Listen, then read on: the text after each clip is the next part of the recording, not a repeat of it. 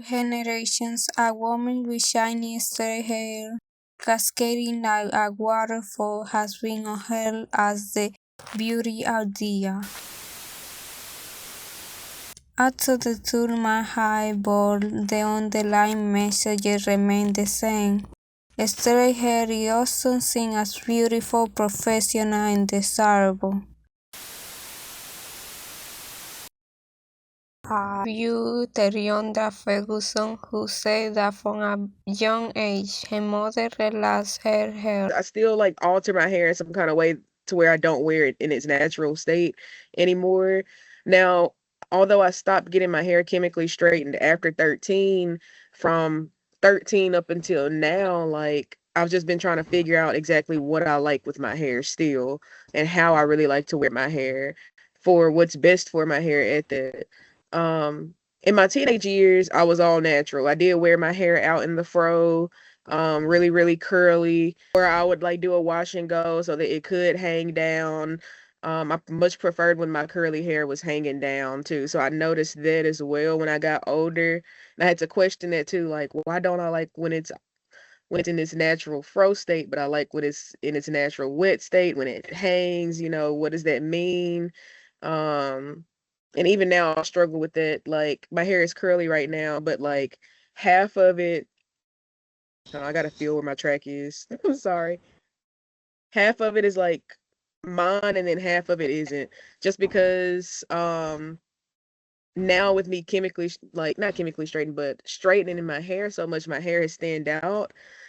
So like I have to compensate by adding extensions in now. Extensions that kind of matches my hair, but also gives me this style that I'm trying to go for. Um, that's still in a way kind of like I guess Eurocentric.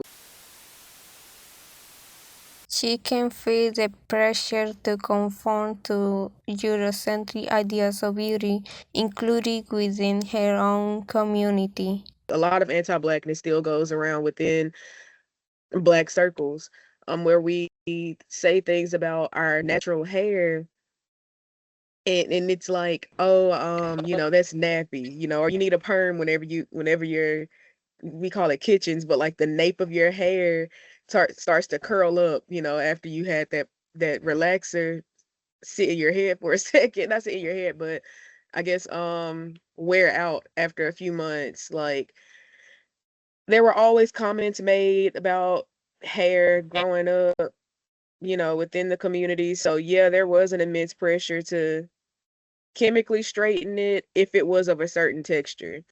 Nappy hair, traditionally referred to tally curl or kinky hair, most commonly seen among people of African descent. Historically, the term was used in a derogatory manner to describe black hair as unkempt or undesirable. The origins of nappy date back to the transatlantic slave trade, when slave Africans were mocked for having hair resembling cotton fiber. This stigma didn't fade. Throughout the 19th and 20th centuries, a racial hierarchy took root in school, workplace, media. Descriptors like nappy were weaponized to shame black people.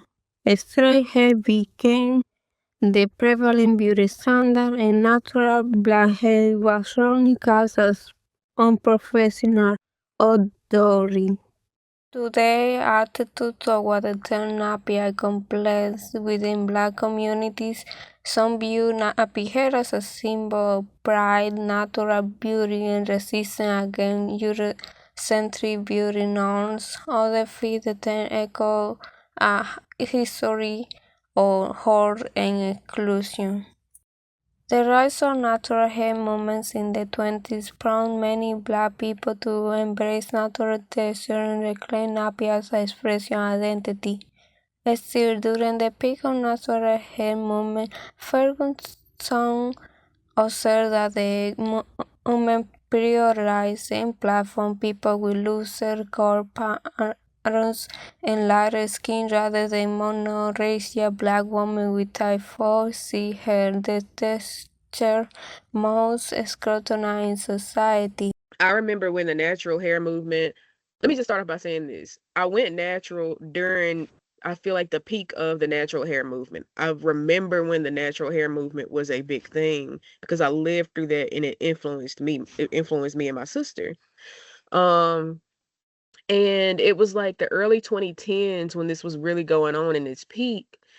And I remember all of these YouTubers coming out, natural hair YouTubers coming out, banking on this and all of this other stuff.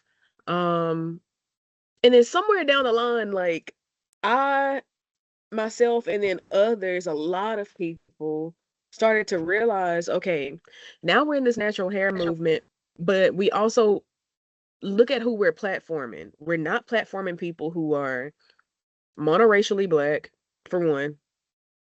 And we're also not platforming people with the hair texture that is scrutinized the most, which is type 4 and specifically type 4C hair. When people think of the natural hair movement, or even men, you can ask a black man who claims that they may love natural hair. You ask them to paint the picture for them, they're gonna probably paint a picture of a light-skinned woman, or a racially ambiguous woman who has a looser curled hair. And it's, I think, because of the fact that even within a movement that is supposed to be black, like there's still that anti-blackness that's just like seeping within it, or that like push to that proximity to whiteness still within it. You know, I don't know how people can archive, certain things, but if there was like an archive of the natural hair movement in the early 2010s, the language, if you listen to the language, you would think that they're referring to, or you would think that they would platform people with type 4C hair or dark skinned women with natural hair, but that just wasn't the case. So while I do think that there is a push to basically like find pride in something that is authentically black, I think that push to proximity is also still there within the movement. You get on TikTok now. I was talking about the early 2010s, but now at least, you get on TikTok with natural hair. I think they just started to include type 4C hair in the little, I don't know if you've been on TikTok lately, but if you search curly hair, it'll give you like this little prompt where it gives you the option to click what kind of curly hair you're looking for. I wanna say not even a month ago, they just added type 4 hair to that. So even within those kind of efforts, like, it's still something inherently anti-black within that, um, and I would like to see a natural hair movement that goes farther than what they have went. I think I don't think I've ever seen a good example of that, not even dating back to the civil rights era or the Black Panther movement time. Because if you look at the Black Panther movement and specifically the female leaders of that movement, a lot of them were light-skinned women, a lot of them were not monoracially black, and a lot of them had a looser curl. So I'm still really waiting on a time where we respond to that anti-blackness with authenticity, but also something um that doesn't have like that influence of how close can we still be to what they want us to conform to, though, while also including people with type 3 hair, and also including light skinned black people with looser curled hair, and so forth. I just think it needs to be a genuine like platform that includes all and not just what people are comfortable with, you know?